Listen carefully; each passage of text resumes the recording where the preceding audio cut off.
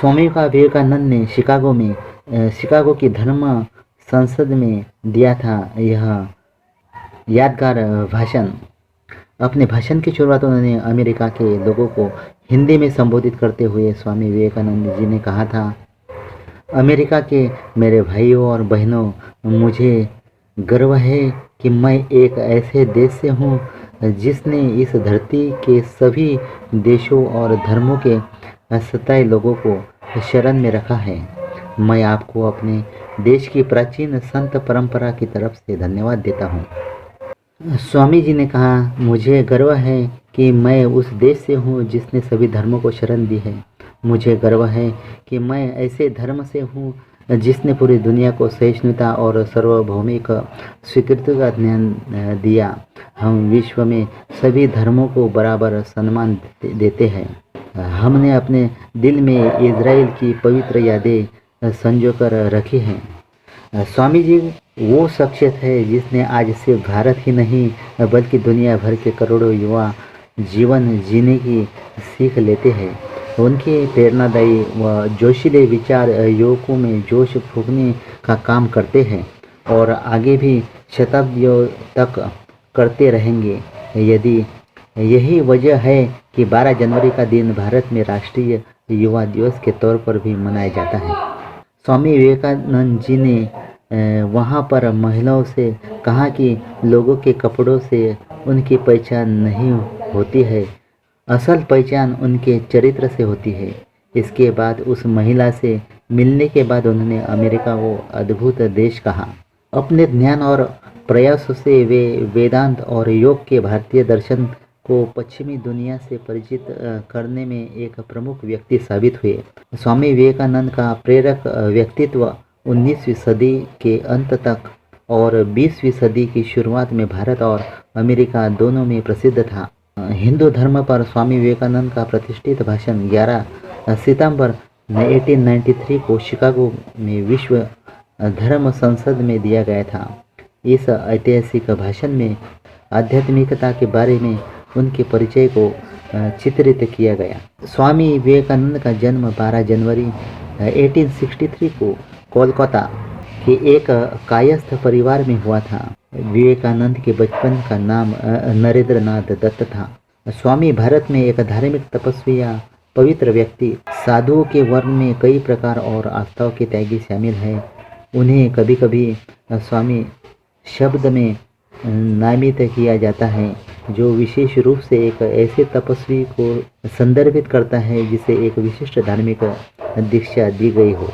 स्वामी कौन बन सकता है? जो कोई भी सन्यासी बनना चाहता है वह तब तक दीक्षित हो सकता है जब तक कोई मौजूदा स्वामी उसे स्वीकार कर लेता है। कुछ स्वामी नई शुरुआत करने में अनिच्छुक होते हैं, जबकि अन्य इसे बिना किसी रोक टोक के करते हैं।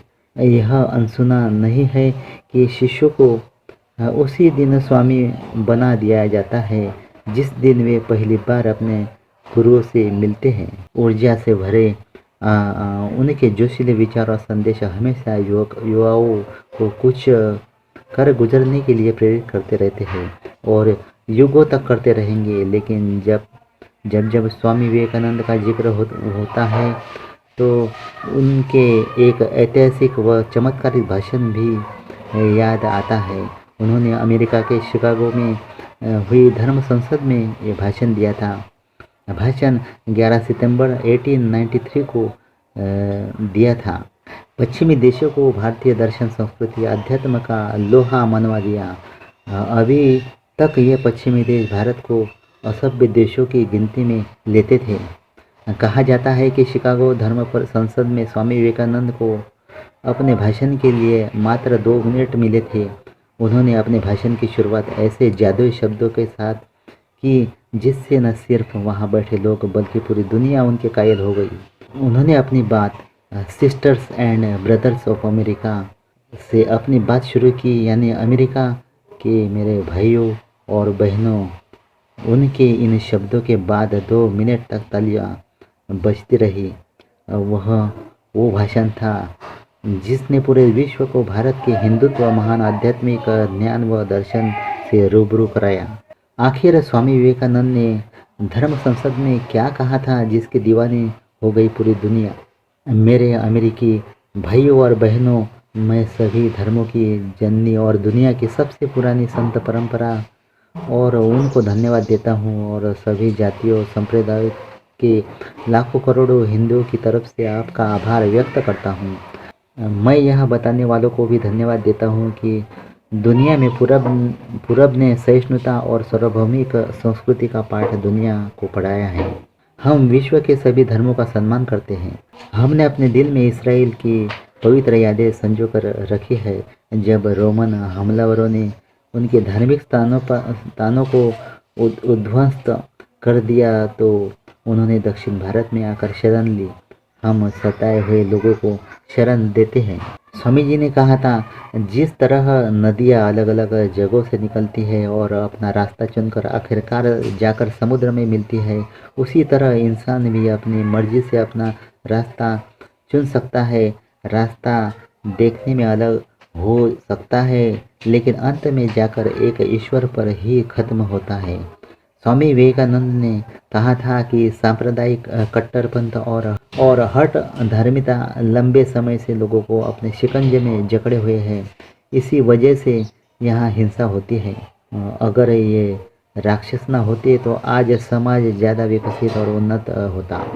स्वामी विवेकानंद ने एक सकारात्मक उम्मीद जताते हुए कहा था, अब इन राक्षसों का समय खत्म हो चुका है। हमें उम्मीद है कि सम्मेलन का नाद कट्टरता, हठ धार्मिकता और दुखों का नाश करेगा। यही चाहे तलवार से संभव हो या फिर कलम की धार से। Thank you so much.